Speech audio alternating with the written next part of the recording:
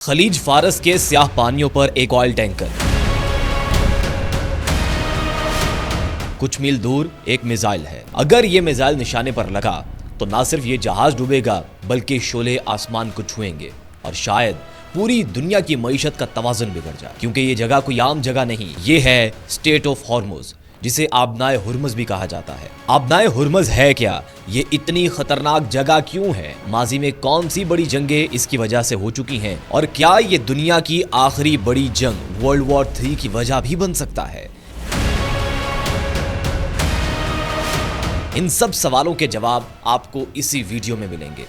दुनिया के नक्शे पर नजर दौड़ाएं, आबनाए हुर्मुज एक छोटी सी लकीर लगेगी, सिर्फ 33 किलोमीटर चौड़ी, खलीज फारस और खलीज ओमान को मिलाने वाली। लेकिन ये कोई आम रास्ता नहीं, ये है दुनिया की मईशत की शाहरग। रोजाना तकरीबन 21 मिलियन बैरल खाम तेल इसी रास्ते से गुजरता है। ये दुनिया की कुल तेल की बरामद का 20% है।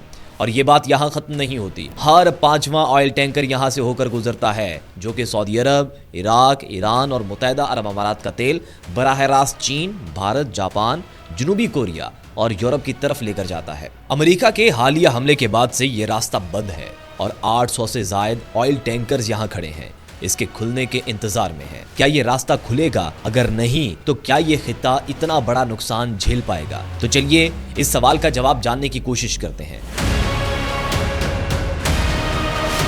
जरा सोचिए, क्या हो अगर इस रास्ते की बंदिश तूल पकड़ जाए और चीन की फैक्ट्रियां, जो कि दुनिया की 28% मैन्युफैक्चरिंग करती हैं, वो रुक जाएं। जापान की गाड़ियां, जो ज्यादातर तेल पर चलती हैं, खड़ी हो जाएं और अमेरिका में गैस की कीमतें आसमान को छू लें। ये ना सिर्फ तेल की कमी का मसला है, ये है एक चेन रिएक्शन। और इस चेन रिएक्शन के नतीजे में ट्रांसपोर्ट रुक जाएगी, दुकानें खाली हो जाएंगी और इस चेन रिएक्शन के चलते सप्लाई चेन का पूरा निजाम मुनहदम भी हो सकता है। माहिरीन का अंदाजा है कि अगर ये रास्ता एक माह के लिए बंद रहा तो आलमी जीडीपी को $1 ट्रिलियन का नुकसान भी हो सकता है। और यही वजह है कि इसे नाम दिया गया है the world's most dangerous choke point. एक ऐसा नाजुक पॉइंट जहां एक छोटी सी रुकावट भी आलमी बहरान पैदा कर सकती है। लेकिन ये सिर्फ एदाद शुमार की कहानी नहीं, ये है ताकत की कहानी। सवाल ये है कि इस रास्ते पर असल कंट्रोल किसका है और क्यों ये जिग्राफियाई एक हथियार बन गया है। आबनाए हुर्मुज के शमाल में फैला हुआ है ईरान का वसी साहिल, जबकि जनूब में ओमान और मुत्तहिदा अरब अमारात हैं। लेकिन हकीकी ताकत जिग्राफिया में पोशीदा है। ईरान के पास इस गुजरगाह के इर्द गिर्द कलीदी जजीरे हैं, किशम जो ईरान का सबसे बड़ा जजीरा है, और हुर्मुज जो कि स्ट्रेटेजिक तौर पर इसी रास्ते के बीचों बीच मौजूद है, और अबू मूसा जो मुतनाज़े है और यूएई के साथ तनाज़े का बायस है। ये जजीरे ईरान को एक कुदरती निगरानी का निज़ाम देते हैं। वो हर गुजरने वाले जहाज को देख सकते हैं, ट्रैक कर सकते हैं और अगर जरूरत पड़े तो रोक भी सकते हैं। ये जजीरे ईरान के लिए एक कुदरती कला है और वहीं से रेडार, मिसाइल और ड्रोन भी लॉन्च किए जा सकते हैं। अगर कोई बहरान पैदा हो तो ईरान सिर्फ चंद घंटों में इस रास्ते को एक नो गो जोन में तब्दील कर सकता है। लेकिन ये कोई पहली बार नहीं, तारीख गवाह है कि रास्ता पहले भी आग की लपेट में रह चुका है। एक ऐसा दौर जब सैकड़ों जहाज जलकर राख हो गए और फिर शुरू होती है एक जंग जिसे नाम दिया गया टैंकर वॉर। आखिर ये टैंकर वॉर क्या थी और इसमें कौन से ममालिक शामिल थे और ये जंग कौन जीता? इस सब को जानने के लिए आइए चलते हैं सन 1980 के आगाज में, जहां ईरान और इराक के दरमियान एक खूनी जंग शुरू हुई, जो इब्तिदा में तो जमीनी थी, लेकिन फिर देखते ही देखते कुछ सालों में ये लड़ाई समंदर तक फैल गई। दोनों ममालिक ने एक दूसरे की मईशत को निशाना बनाया। तेल के बरामदी रास्तों में इराक ने ईरानी टैंकरों पर हमले शुरू कर दिए और ईरान ने जवाबन इराकी जहाजों को निशाना बनाया और फिर शुरू हुई द टैंकर वॉर, एक ऐसी जंग जो सन 1984 से 1988 तक जारी रही। इस अरसे में 500 से ज्यादा तिजारती जहाज हमलों का शिकार बने, मिसाइल, बारूदी सुरंगें और फजाई हमले, और यूं खलीज फारस आग के गोलों से भर गया। इसी पर एक मशहूर वाकया जो कि सन 1984 का ही है, जब एक ईरानी टैंकर को निशाना बनाया गया और तेल का एक बहुत बड़ा तालाब समंदर में फैल गया, जो कि हफ्तों तक जलता रहा। दुनिया ने देखा कि तेल की कीमतों में बहुत तेजी से इजाफा हो रहा है, जो देखते ही देखते 30% तक बढ़ गया। ये वो लम्हा था जब आलमी तिजारत हिलकर रह गई। ये जंग ना सिर्फ इंसानी जानों के ज़िया का बायस बनी, बल्कि पूरी दुनिया को एक सबक दे गई कि आबनाए हुर्मुज़ की बंदिश दुनिया को मफलूज कर सकती है। टैंकर वॉर सिर्फ ईरान और इराक तक महदूद नहीं रही।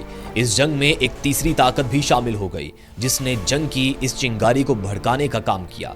ये जानकर आप हैरान रह जाएंगे। 1987 तक टैंकर वॉर की शिद्दत आसमान को छूने लगी, जिससे आलमी तेल की सप्लाई खतरे में पड़ गई। दुनिया का सबसे बड़ा तेल दरामद कुनिंदा मुल्क अमेरिका, जी हाँ, अमेरिका ही था वो तीसरी ताकत जो अपने मुआशी बहरान को काबू करने के लिए ईरान के खिलाफ जंग में कूद पड़ा।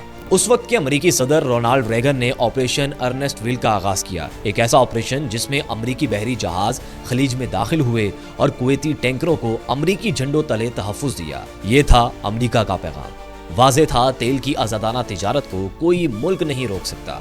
इस पर सबका बराबर हक है। आज भी अमेरिका का एक ताकतवर बहरी बेड़ा जो कि तैयारा बरदार जहाजों, आबदोजों और मिसाइलों से लैस है, और ये बहरी बेड़ा बहरेन में मौजूद है। ईरान का इल्जाम है कि अमेरिका खित्ते को गैर मुस्तहकम कर रहा है। इसी सूरत हाल ने ईरान को एक नई हिकमत अमली बनाने के लिए मजबूर किया। ये एक ऐसी हिकमत अमली है जो कि रवायती जंग से बिल्कुल मुख्तलिफ है। ईरान ने वो जंगी हरबे अपनाए जो ना तो अमेरिका के वहमो गुमान में थे और ना ही किसी और के। इस हरबे को नाम दिया गया एसिमेट्रिक वॉरफेयर, यानी एक चालाक जंगी मंसूबा।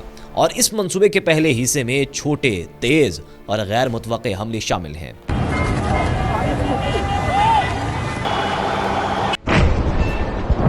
अगर फिर भी बहरान पैदा होता है तो ईरान हजारों माइन समंदर में बिछाकर रास्ते को एक माइन फील्ड में भी तब्दील कर सकता है। दर्जनों छोटी कश्तियां भी टैंकरों पर हमला कर सकती हैं। इस मंसूबे का सबसे खतरनाक हिस्सा ये है जिसमें साहली बैटरियां हैं जो फतेह 110 और कादिर मिसाइलों से दुश्मन के जहाज़ों को 300 किलोमीटर दूर से भी निशाना बना सकती हैं।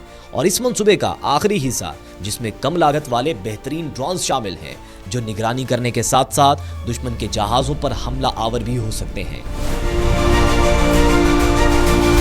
ये हिकमत अमली ना सिर्फ फायदामंद है बल्कि सस्ती भी है। वैसे तो एक अमेरिकी कैरियर को डुबाने के लिए अरबों डॉलर लगते हैं, जबकि ईरान का एक मिसाइल सिर्फ लाखों में पड़ता है। ये है ईरान का वो मंसूबा जिसने आबनाए हुर्मुज़ को दुश्मन के लिए एक जाल बना दिया। लेकिन अब ये कहानी मजीद पेचीदा हो चुकी है क्योंकि अब एक नई ताकत मैदान में शामिल हो चुकी है। वो ताकत जिसे ईरान कहता है लिटिल सैटन, यानी कि इसराइल।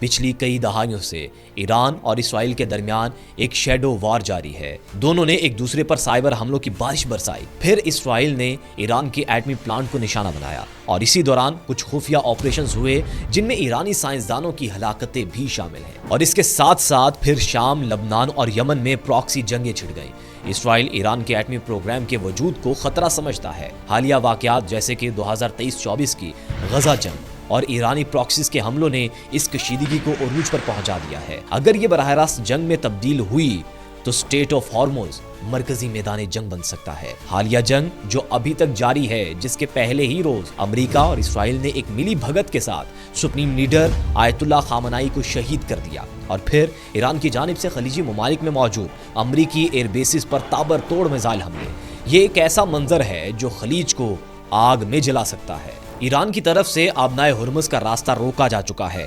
800 से ज्यादा टैंकर्स इस रास्ते के खुलने के इंतजार में हैं। अगर हालात ऐसे ही रहे तो दुनिया में मुआशी बहरान को बढ़ने से कोई नहीं रोक सकेगा। गरीब ममालिक में खुराक की कीमतें बढ़ेंगी और ट्रांसपोर्ट महंगी हो जाएगी। अगर ये बहरान तूल पकड़ गया तो सियासी अदम इस्तेहकाम होगा, एहतजाज आम हो जाएंगी और फिर हुकूमतें लड़खड़ा जाएंगी।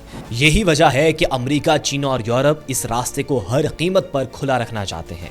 सब जानते हैं कि इस खिते की जंग तीसरी आलमी जंग में बदलते वक्त नहीं लेगी। क्या वर्ल्ड वॉर 3 शुरू होने जा रही है? तारीख हमें बताती है कि बड़ी जंगें छोटे हादसात से शुरू होती हैं।